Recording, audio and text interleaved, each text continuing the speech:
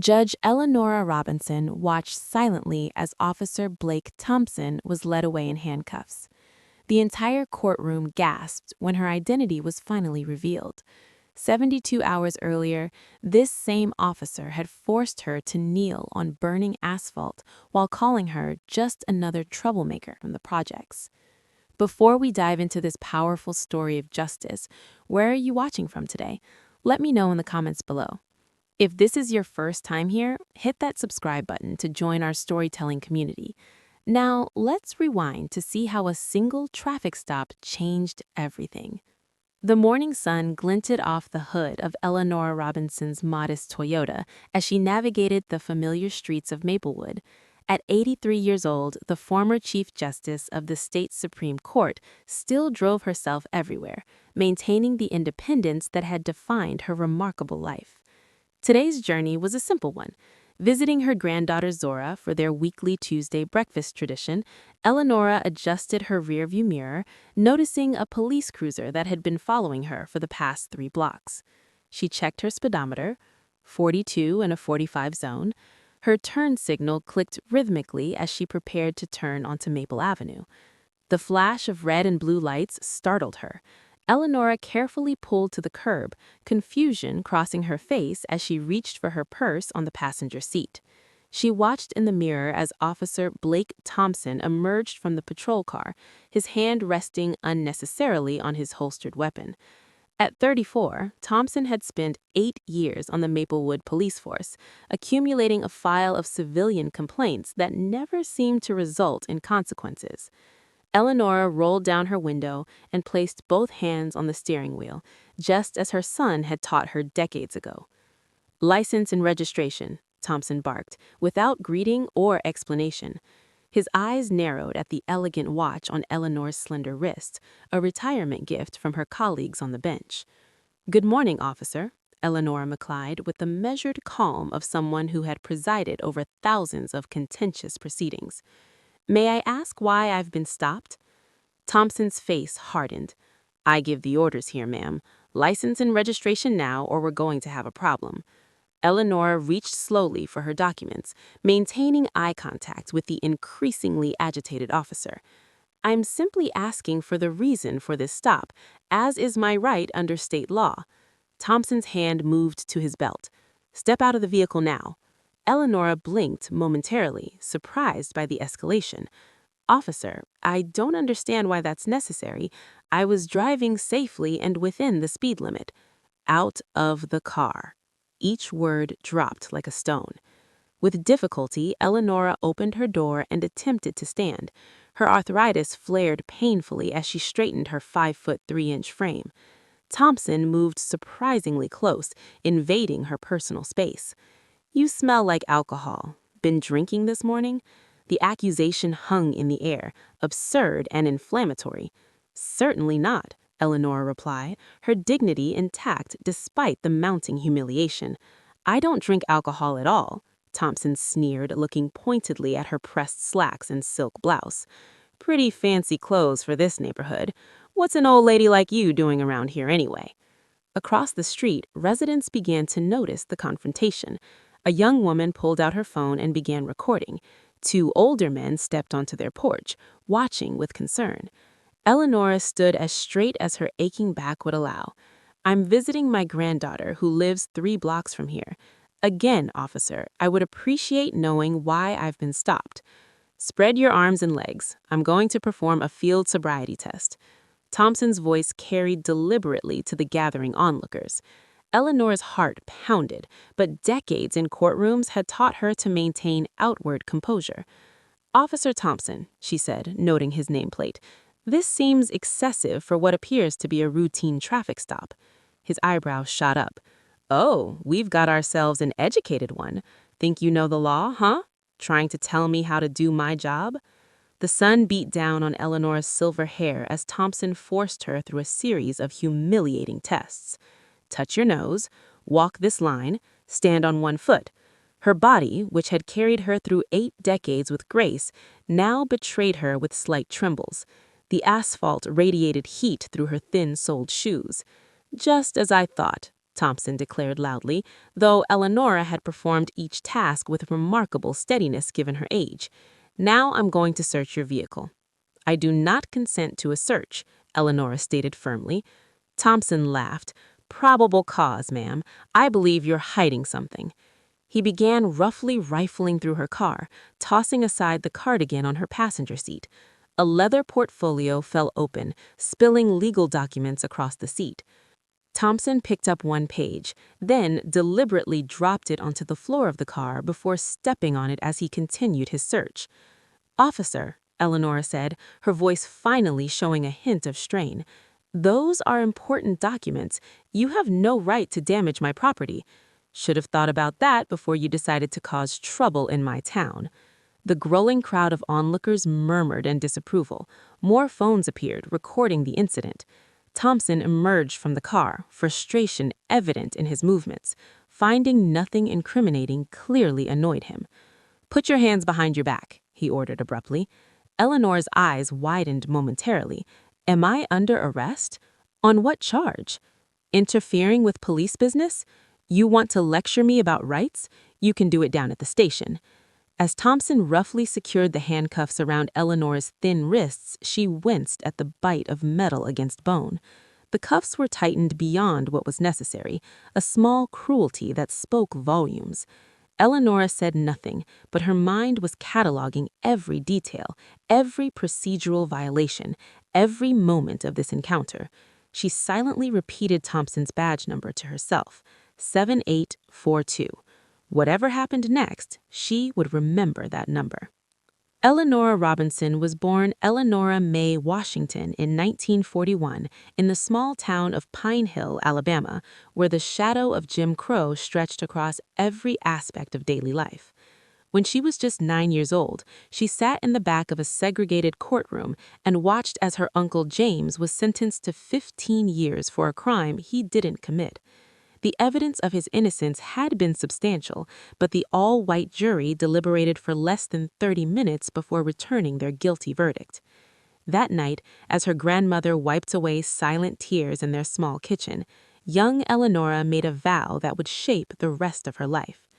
"Grandma," she had said, her small hand resting on her grandmother's weathered one, "I'm going to change it all from the inside.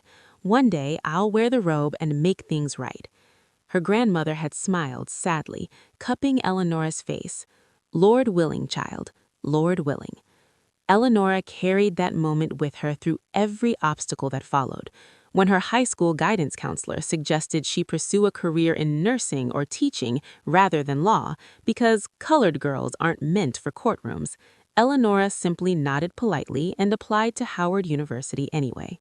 She arrived on campus in 1959, one of a growing number of young black students determined to use education as both shield and sword against injustice. Howard nurtured her brilliant mind, but Harvard Law School tested her resolve. In 1963, Eleanora was only 3 black women in her class. Facing daily slights and systematic exclusion, male classmates stole her carefully prepared notes. Professors ignored her raised hand. Study groups mysteriously had no room for more members when she asked to join.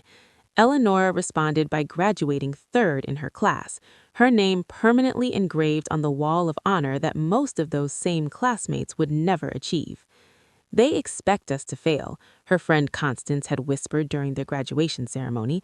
"Our success is the sweetest revenge." Eleanora chose public defense as her first battlefield, moving to Maplewood where a growing black community faced routine harassment and discrimination.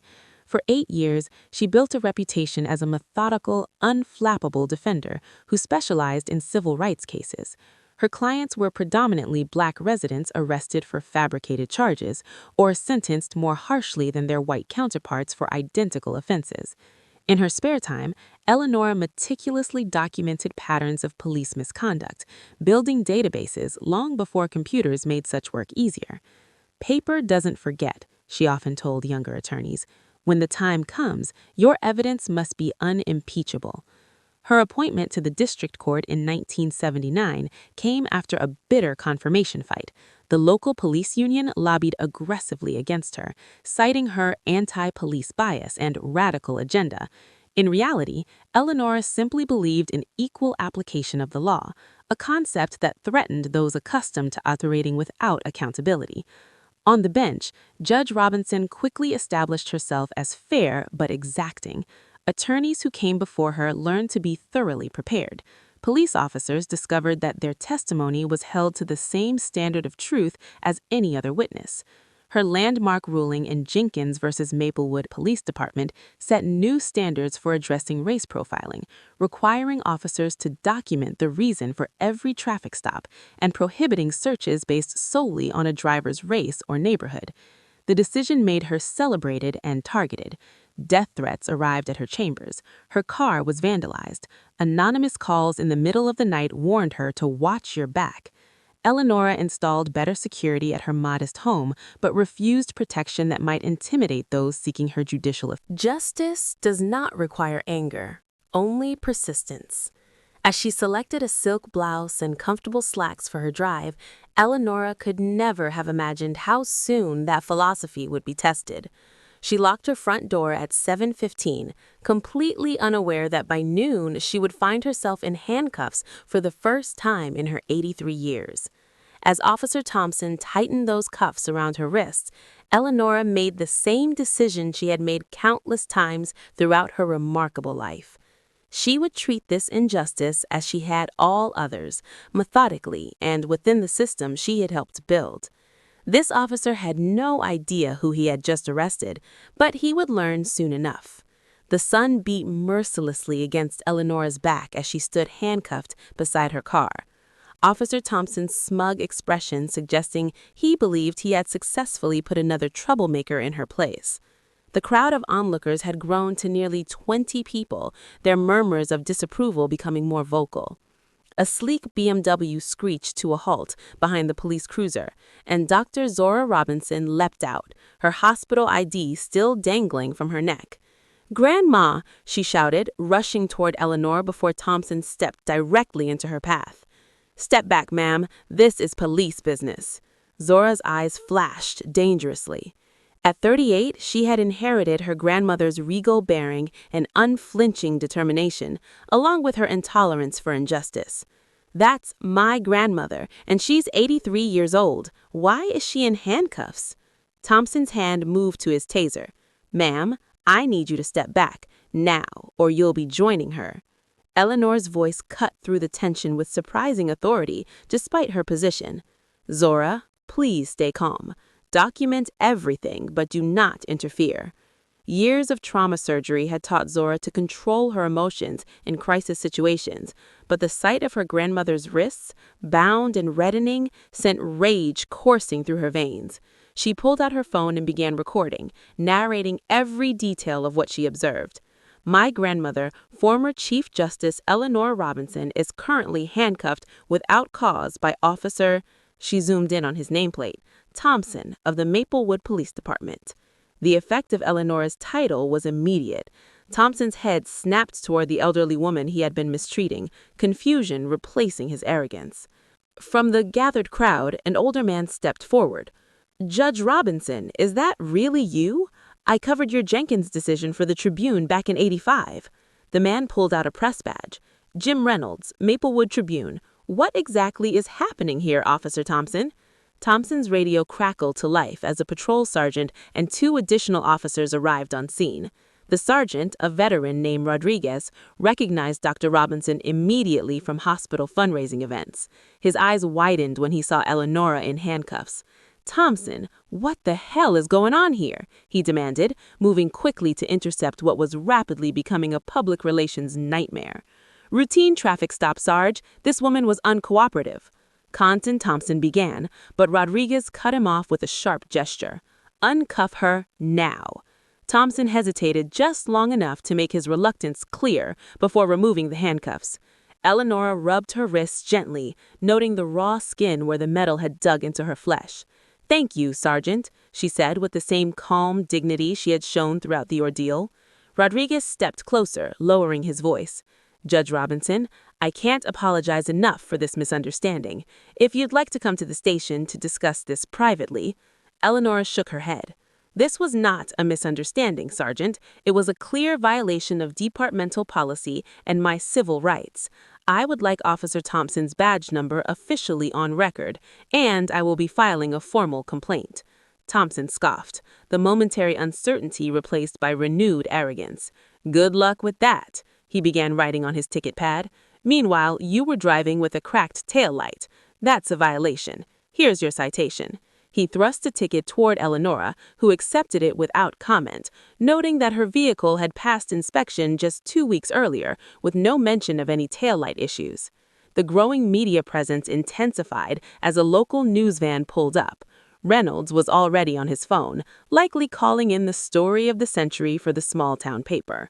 Sergeant Rodriguez pulled Thompson aside, their heated whispers carrying just enough for Eleanor to catch fragments. Do you have any idea who she is? And complete disaster. And Captain is going to lose his mind. Zora moved to her grandmother's side, finally able to check her physical condition. Are you all right? Do you need to go to the hospital? Eleanor shook her head, though the pain in her wrists and back was substantial. Not now. There are more important matters to attend to. A younger officer approached respectfully. Judge Robinson, Captain Morris is on his way personally. He asked if you would be willing to wait. Eleanor nodded, retrieving her scattered documents from the car with Zora's help. The neighbors who had witnessed the incident approached one by one, offering their contact information and footage they had captured. What he did wasn't right, said a young mother, clutching a toddler's hand. I've seen him do this before to people in the neighborhood, but nobody ever believes us. Eleanor accepted each phone number with a gracious thank you, her legal mind already cataloging potential witnesses.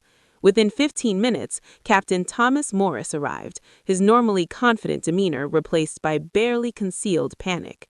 He had worked with Eleanor and community policing initiatives years earlier and knew exactly what kind of storm was brewing.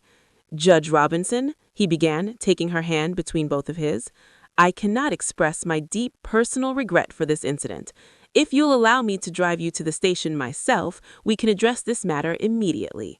Eleanor fixed him with the same penetrating gaze that had made attorneys tremble in her courtroom. Captain Morris, I appreciate your concern. However, I will not receive special treatments because of who I am. I will file a complaint like any other citizen who has been mistreated by one of your officers. Morris nervously glanced at the news camera now recording their interaction. Of course, Your Honor, whatever you feel is appropriate. Thompson stood by his patrol car, an unconvincing look of contrition hastily arranged on his face when the captain glanced his way. When Morris turned back to Eleanor, Thompson's expression shifted to one of smug certainty. Eleanor had seen that look countless times during her career, from officers who believed the system would protect them regardless of their actions. Zora, Eleanor said quietly, let's go to your house as planned. I need to collect my thoughts before proceeding. As they prepared to leave, Thompson approached one last time. No hard feelings, Judge, he said with a false smile. Just doing my job.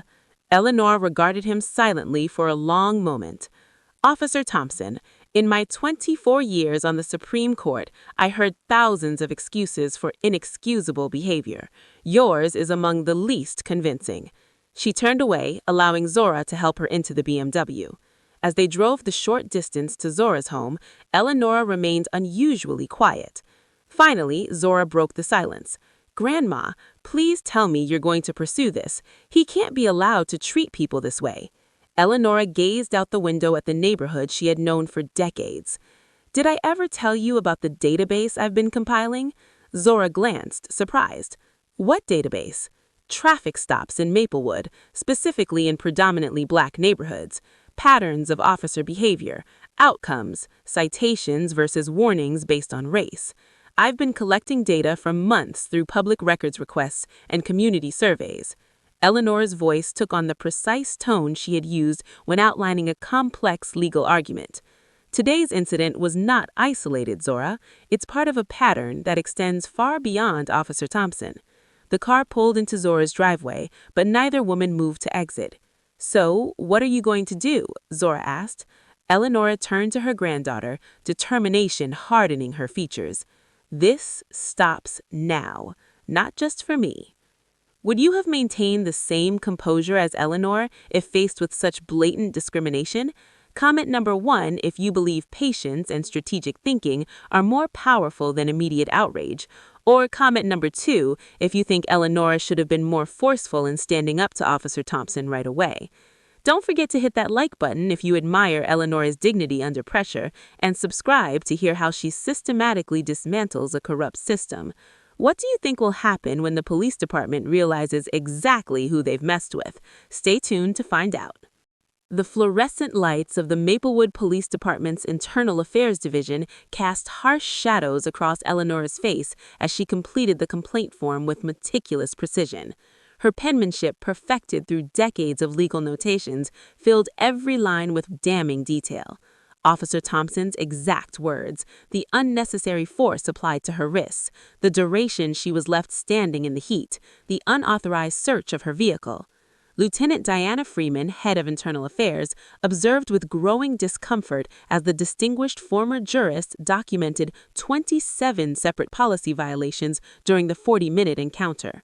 Judge Robinson, Freeman said carefully after Eleanor signed the final page, I want to assure you personally that this complaint will receive our highest attention.